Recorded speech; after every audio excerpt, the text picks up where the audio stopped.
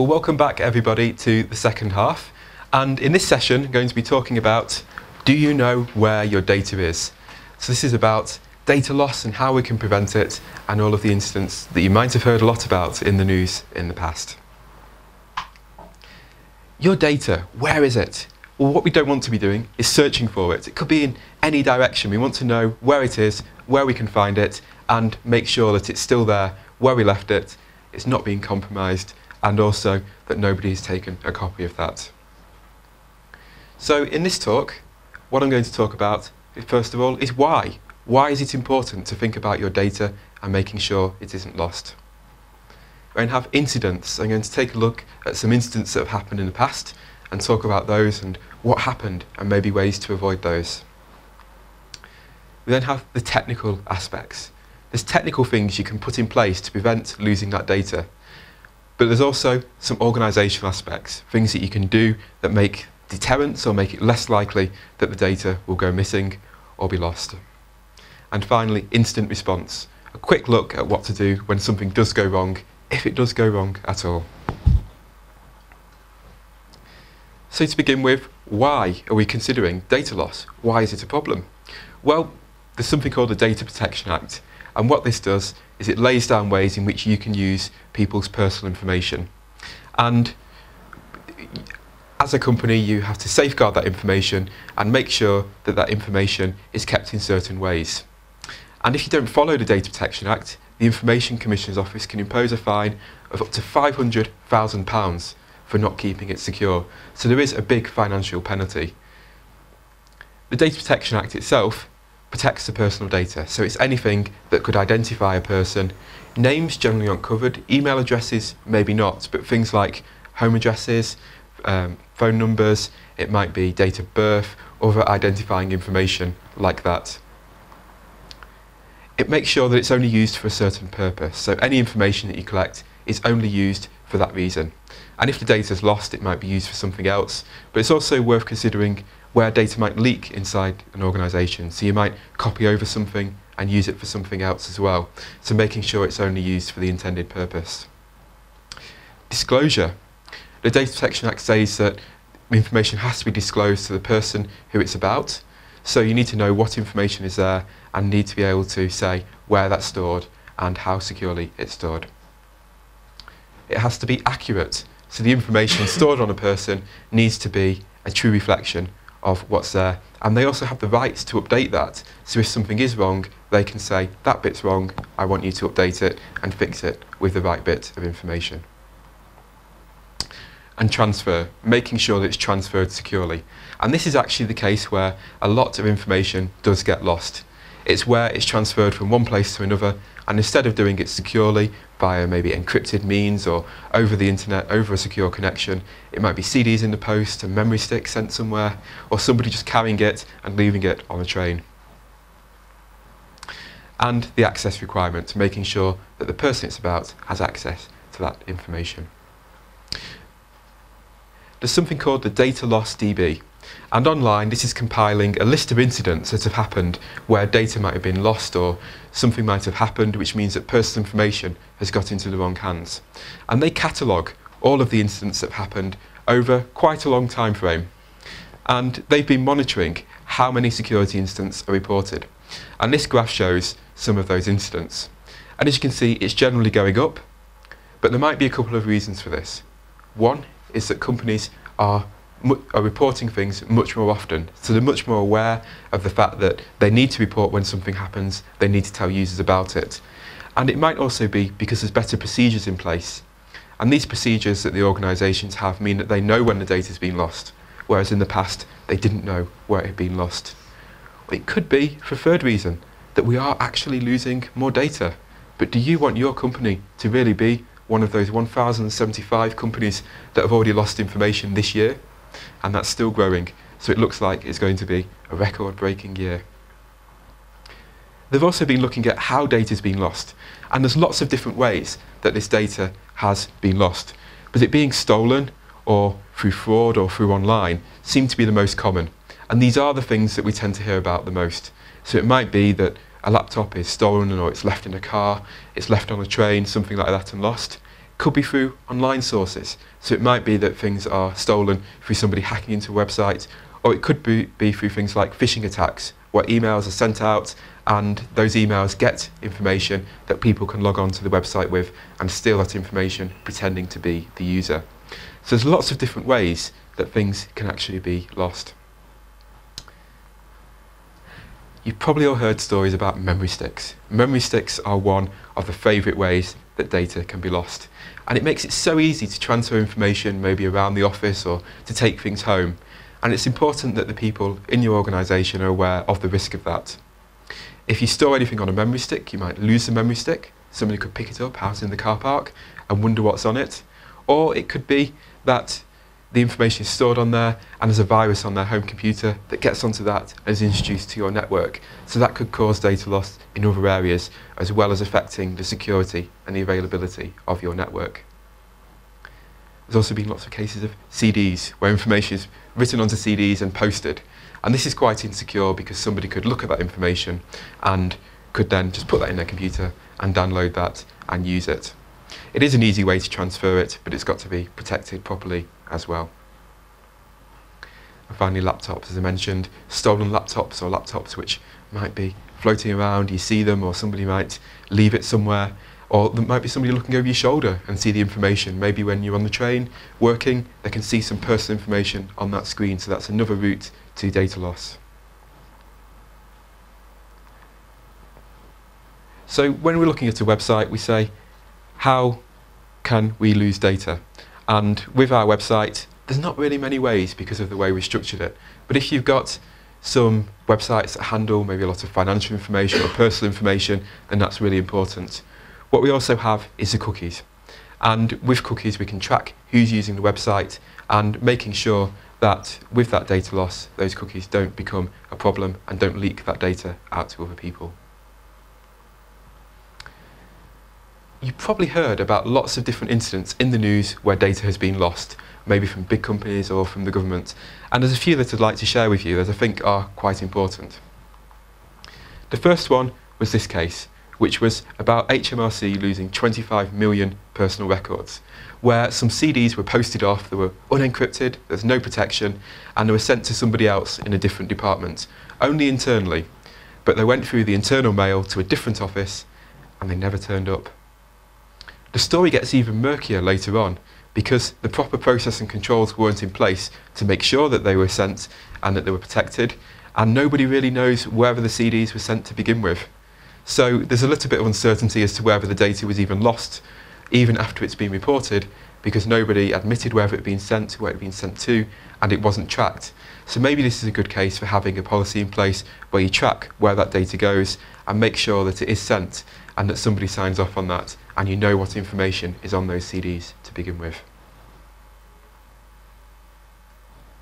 We have another case here, TJ Maxx in America, and this was subject to a massive fraud problem with credit card details, where somebody connected onto the Wi-Fi network and their wireless network was insecure in their stores, and they managed to capture the credit card information as it passed through.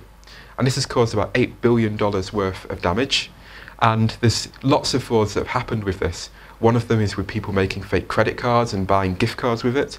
There's been lots of other transactions and things using those details. And TJ Maxx were given a record fine for doing this, and it highlights the need to make sure that the information is kept secure whilst it's being transmitted, and making sure that things like wireless networks aren't open to abuse.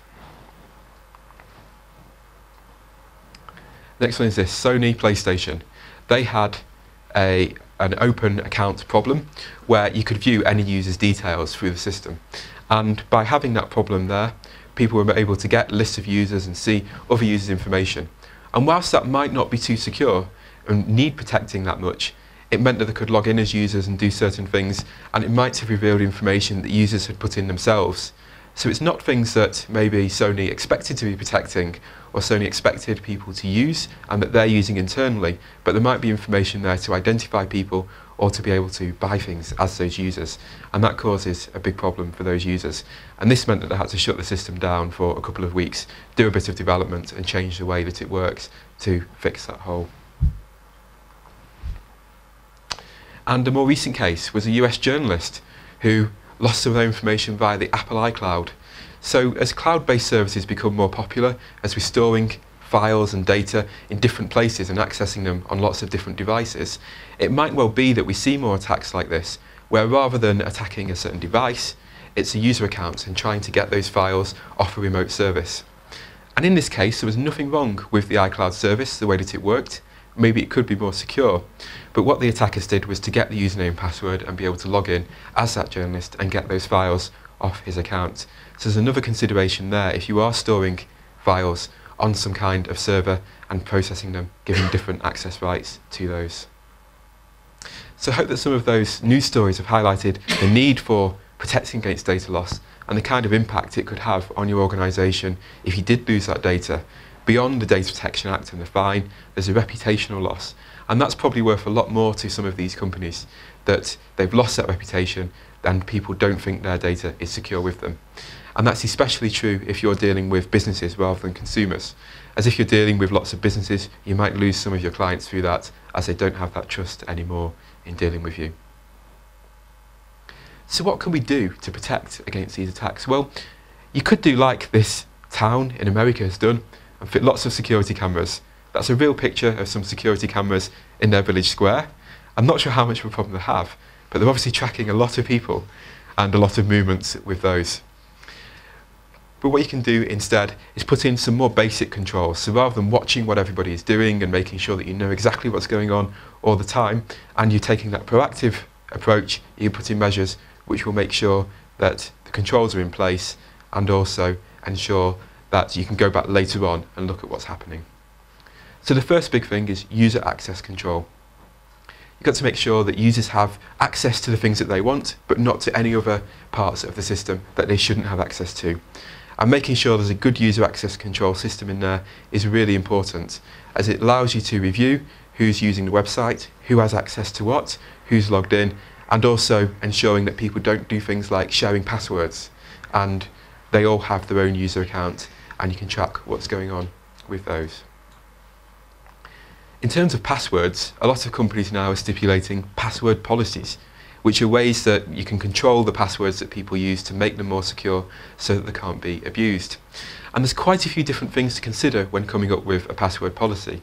And most companies don't do all of them, they pick and mix a few of them, and that gives adequate security without being too onerous on the users. So the first thing that you might want to consider is upper and lowercase characters. That simple measure makes sure that if somebody is attacking the system, they have to try everything twice or try different combinations.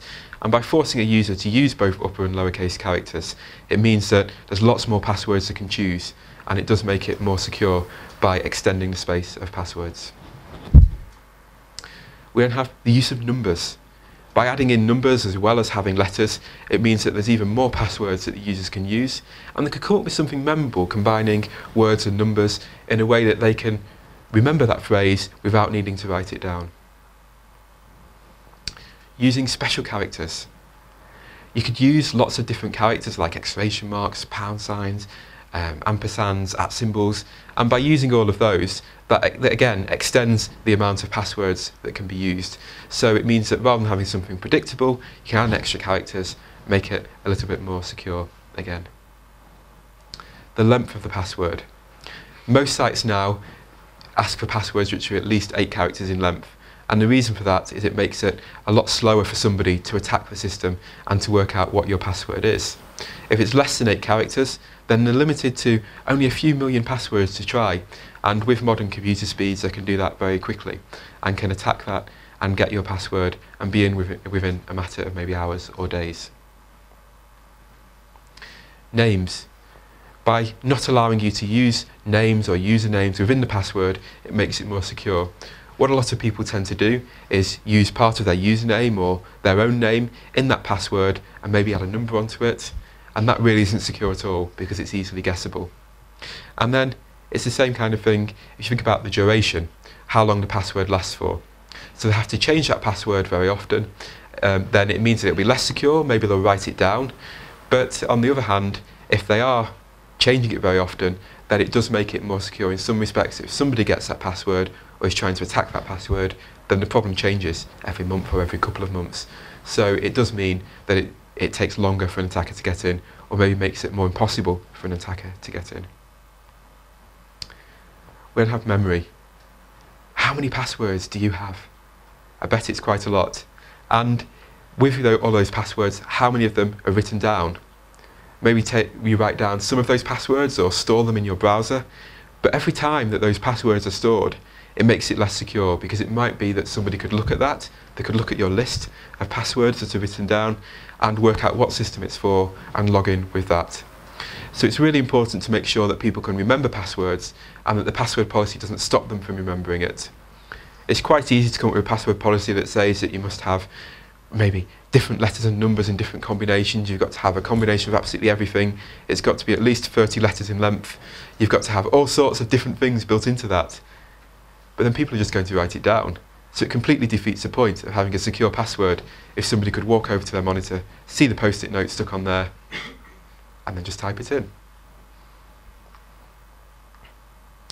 And then something else that a lot of websites and systems are doing now is having a strength meter, checking how strong that password is before you can use it. And by having that strength meter, it gives the user an indication as to whether they've done something well, or they've picked a good password, or whether it isn't. And that protects both the system and the user from having a bad password. Something else that you can think about with data, maybe transferring data or storing it, is encryption. And with memory sticks or CDs, it's quite easy now to get some free or maybe paid for proprietary software which will encrypt that information and make sure only the people who have access to it do. One open source option for this, which is completely free, is TrueCrypt. And what this does is it creates a drive on the memory stick, so it acts as a drive in Windows, or maybe it could be as a file. And what you can do then is just put information into that, and all of that is encrypted with a password. And there's lots of different options for how you encrypt it and how you make it secure. So there can be a policy put in place for a minimum level of encryption that makes sure that all the data is transferred securely. But a really important thing with encryption is not to write the password on the side. And that's what people have done in the past: lost a memory stick, lost a CD, but it's got the password to unencrypt it written on it, so it doesn't make it secure at all. Those have to be kept separate. And a good way around this would be to send maybe the information by one means and then send the password by another. So it might be post some CDs that are encrypted and then ring up and say this is what the password is. And that means that the right person has the password as well at the other end, and it means that you're not sending things through the post that somebody could intercept and use. So that's a very proactive method, is to encrypt things to make sure that it's kept secure. But what's important as well is to log what users are doing. And you can't monitor these logs all the time. So if you're logging what a user's doing on the system and tracking that, you can't be keeping a track of this user's accessed this part, so that might be a problem. And it's quite difficult to write tools to analyse that. But the real power of the logs comes in later on, when something has happened and you're looking back at an instance. What's happened? Well, we can go back and look at the logs and we can work through, well, that user's done this, that user's done that, and that's had that outcome. And you can see exactly where the problem has occurred. And it can help with fixing problems, but also tracking down who's responsible. And in some cases, tracking down who's responsible is part of the problem as well. Something that's really important for security is usability testing. So if your users are using your system and they're looking at how maybe security is, how they're doing something on the site, by making it usable, then it will also make it secure. And making sure that those measures that you put in place to keep it secure are usable will stop people from working around it. The time when memory sticks first came into play was when people were transferring information from one machine to another. And there's been quite a few cases in local government or the NHS where people have used memory sticks because it's easier than using the approved methods of transferring files. And people will work around that. And that's quite common if people want to just get one file from someone in one office to another. Well, you stick it on your own memory stick and then transfer it, copy it off at the other end. Where's the problem with that?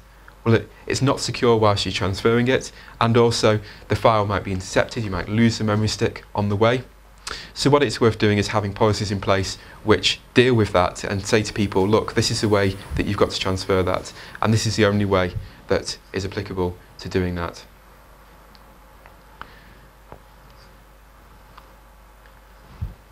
We also have the network side of things and penetration testing.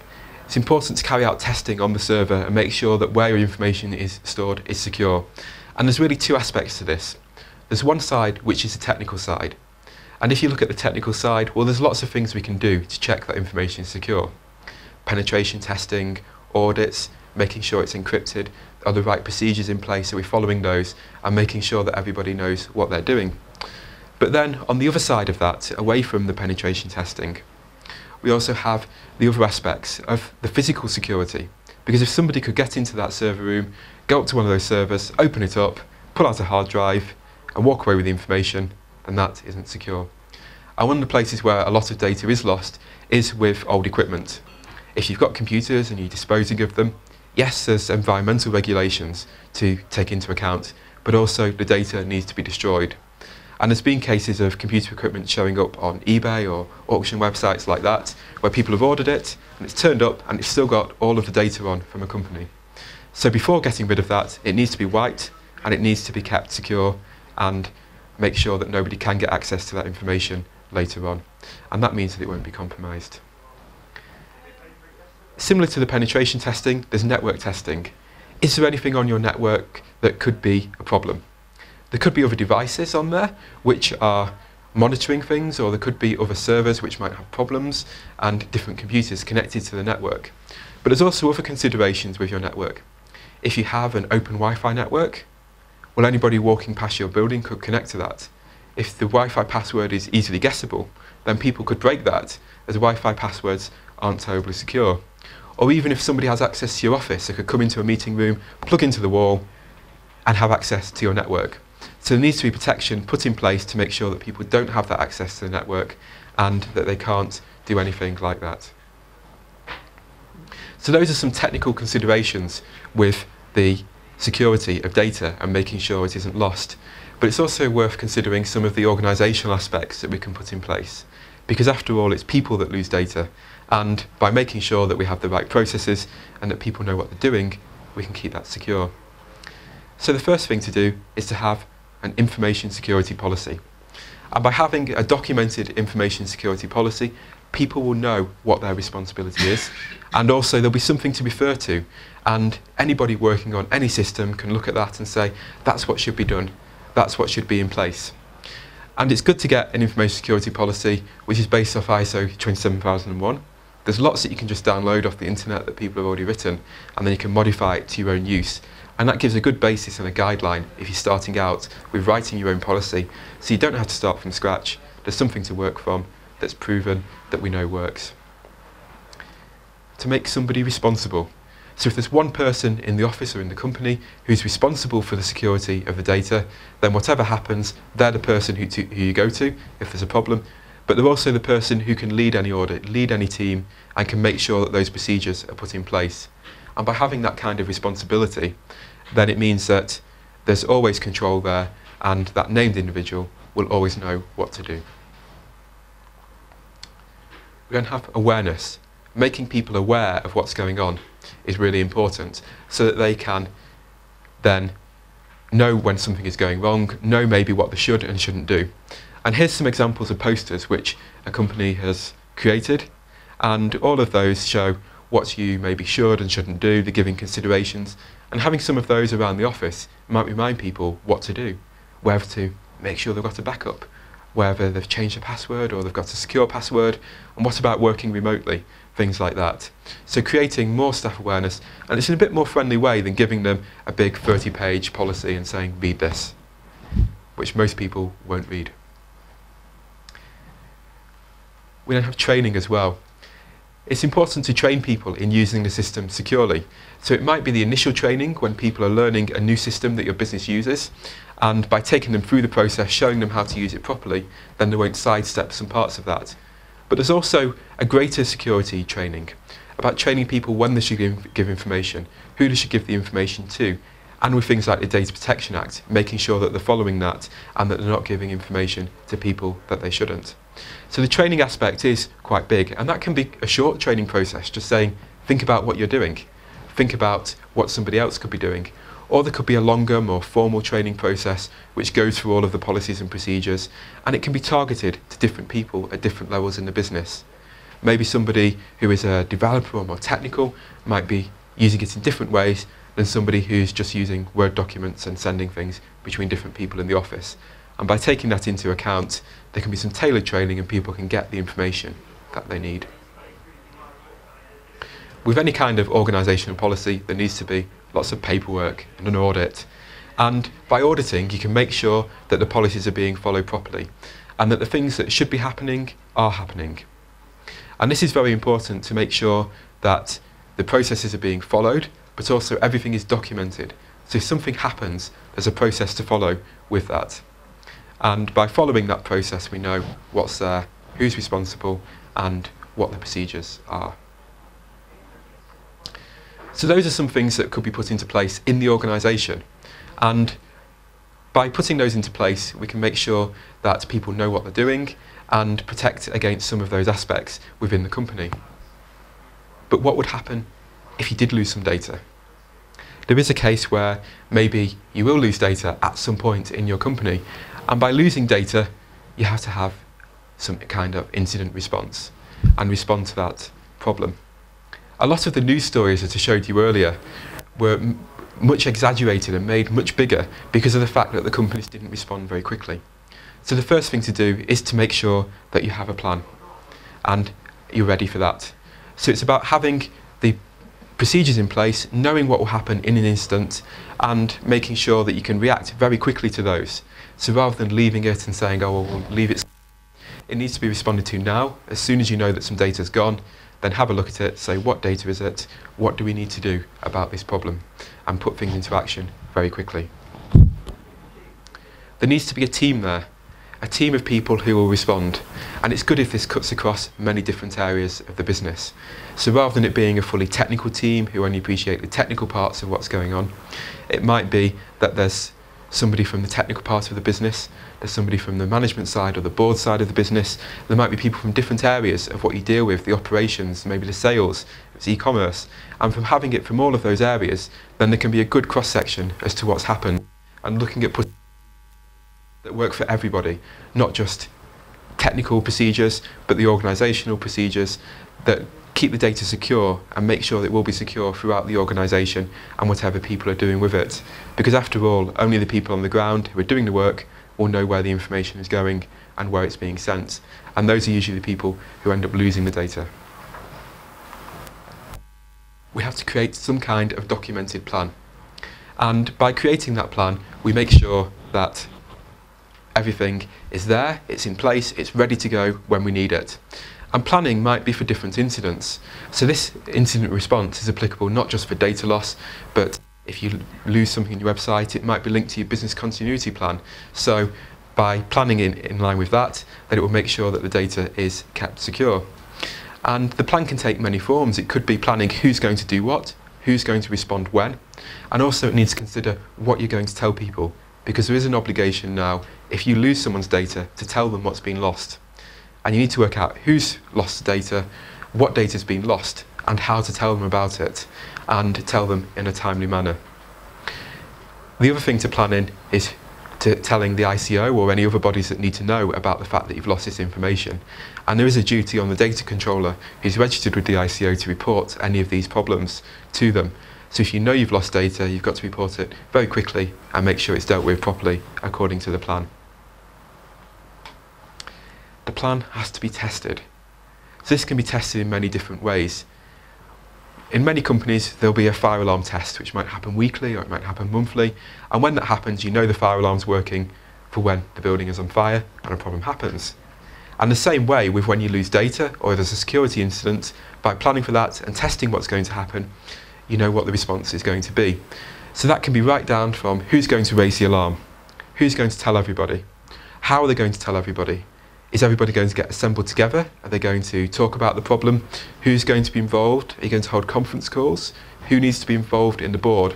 And by testing this and pretending like it is a real instance, you can see where the problems are in that process. Because it might well be that when somebody's on holiday, nothing can happen without them.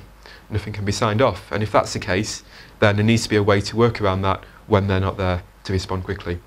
And also making sure that the data that you receive about the problems is accurate, and where to get that information about the data loss from, and any external advice that might be needed. We also have a budget. If an incident happens, then it's going to cost money, and that's going to come from somewhere. So there needs to be some kind of a budget available, or budgeting out how much it's going to cost to respond to that incident. And that will make sure that in your organisation you know how much money is going to be spent on dealing with that problem or dealing with any other problem, and there won't be any unexpected surprises with that. But there might be external consultants that need to be brought in, there might be different people to be told, different people in the organisation, so all of that needs to be taken into consideration with the budget. As an extra aside to this, there's been a case very recently with NatWest, with having an app where they've been letting people access their accounts through the mobile phone, and whilst doing that they've allowed them to withdraw up to £100 emergency cash from a cash machine. And there's a couple of problems with this system. The first one is that it only uses a 6-digit number. So anybody could go up to a cash machine, put in a 6-digit number and get cash out. And if somebody's already requested cash and is using that number, then it will take their money. And there's no way to really prove it wasn't them, other than by having cameras fitted on every cash machine and proving that who was there and who wasn't there, which causes a problem. But one of the other issues is that people have been able to sign up for that mobile banking without actually having the app, and without being a registered user of the mobile banking, but only of internet banking. And by that being the case, people have been able to find banking customers who aren't registered for the mobile app, sign up as them, and make lots of different withdrawals through their accounts and withdraw their money. And the first response from the bank is, well, it must be you, they used your password. And that's the same with a lot of instances with banks with PIN numbers or with using cards, because they think that that's there, that proves it's you. But it's now been proven that some of those have been done by fraudsters, and that people have managed to get in and take out that money and are withdrawing that cash. So they're at the moment redeveloping the app to take out some of those problems, put limits in on the amount of cash that can be withdrawn, and also change the way that it works so that only registered customers can use that. So that's a great response as to where something's happened, and it's a recent case, and it also links in with new technology, which is something that might become much more of a problem in the future. But something there to do with the instant response is that, first of all, NatWest turned around and said, we haven't got a problem. And if you turn around to your users and say, we haven't got a problem, when they know that something has happened, then they might be upset, and it damages your reputation. And as your company, do you want to afford that loss, or would it be better to turn around to users and say, yes, there is a problem, we're not sure what it is, but we are working on it? And that's a lot more responsible, and your customers will probably respond a lot more friendlier and in a lot better way to that kind of action, rather than finding out that something's happened and you didn't take the response that you should have, and they think that you've done something that maybe was inappropriate. So that concludes the talk on data loss. I've covered why is this important. Well, it's important because of the Data Protection Act, because of the obligations through law, but also through reputational loss to the company and financial loss if you do fall foul of losing data. And also there's a certain responsibility and bond there with your customers to make sure that that is kept secure, and that can have an impact later on to your company. Talked about some incidents that have happened and some recent cases. So there's been some cases in the past where data's been lost through memory sticks, CDs. Something I didn't mention as a case on there was laptops being lost on trains. In the past couple of years, the government has lost over 200 laptops on public transport. And then also talked about the incident with the NatWest app, and maybe these things are going to become more prevalent where we have incidents with mobile devices or different services online. I talked about some of the technical measures that we can put in place or test to make sure that we do keep the information secure and it isn't lost, and also some of the organisational aspects, so policies and procedures that could be put in place to protect that information and to make sure that it's audited properly. And finally, a little bit about what to do to respond to an incident and how to plan for that. That is a massive area, and there's lots of things that you can consider in the incident response, but responding quickly and with the right action at the right time and being ready for it really are the keys to that. So does anybody have any questions?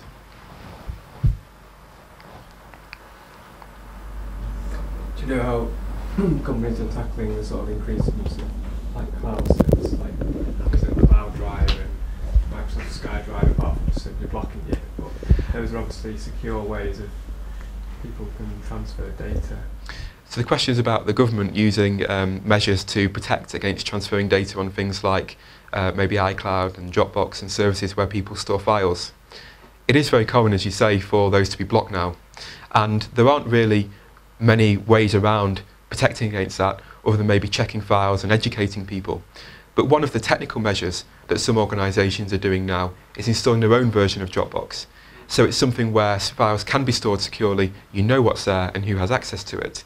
And by linking that in with the organisation's existing user controls, then it means that people have to log in, you know who's there, you can give access to certain people and share those files securely without them becoming stored on some kind of third-party service.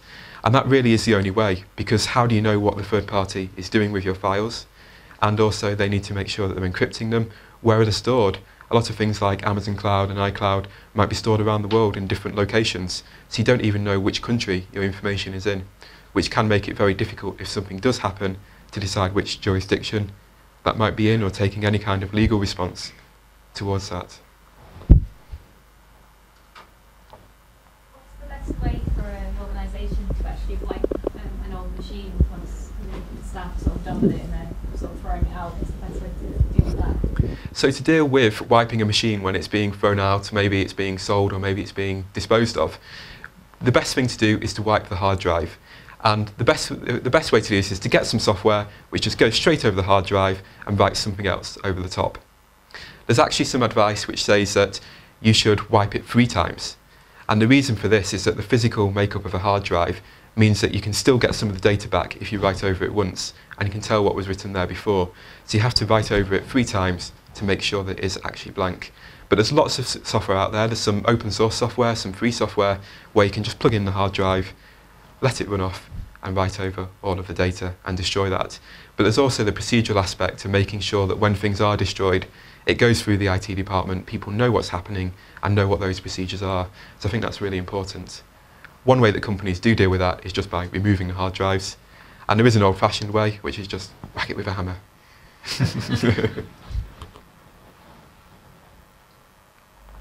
Yep. Going back to what you were saying about passwords and security, there's always a bit of a balance between keeping passwords memorable or having them secure, and the problem that people tend to use the same password over and over again for many systems because they can only retain so much information in their head. What do you think about the idea of these sort of password keeper programs that you have one password and then it generates passwords for you, so you never actually even know your own password or something? Is that do you think that will become more common in the future? Absolutely. So the question is, single passwords and having lots of single passwords and storing them, is it going to become more common to use programs where it stores passwords for you and you just have one to access that? Well, there's lots of those about, but there's disadvantages because a lot of them can only be used on one machine. And there are some now where there's apps that maybe you could share it with a mobile device and share those passwords. But the problem with that is that those passwords are still stored somewhere, so you've got to trust that those are stored securely. And maybe a better way is to have a single sign-on system. So you only have one password that gives you access to lots of different systems. And by linking all of your systems together and only having one password, you know that everybody's coming through one route, there's one channel in, and you have better user access control and can make sure that people aren't using those different things. But that's quite difficult with third-party services. So perhaps we will see more take-up of those kinds of programs, but also more take-up of single sign-on services and better integration between different systems. Do you think single sign-on is a good idea, bearing in mind that somebody only has to crack or guess one password and then they've got access to everything? The single sign-on, is it a good idea because there's only one password to guess? Well, there is that risk to it, but it also means that more security can be built into that single sign-on system, because rather than having to secure lots of different systems, then most of the security focus can be on where the authentication takes place. And by doing it that way, you can make sure that the passwords are secure enough, they're all strong enough by some of the measures that I mentioned earlier, but also it can encrypt that system, make sure that they're stored securely, and it makes it easier to store those. So whilst there is that risk that maybe it is easier to get in, there can be more measures against that. And also it protects against a situation where users use the same password in multiple systems anyway.